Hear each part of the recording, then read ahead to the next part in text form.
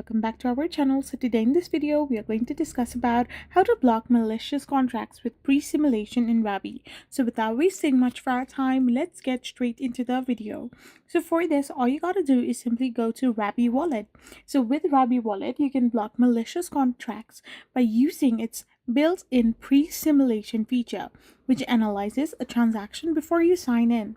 So this process simulates the transaction in a safe, virtual environment to detect suspicious activity and show you the potential outcome, preventing the malicious contract from executing on the actual blockchain.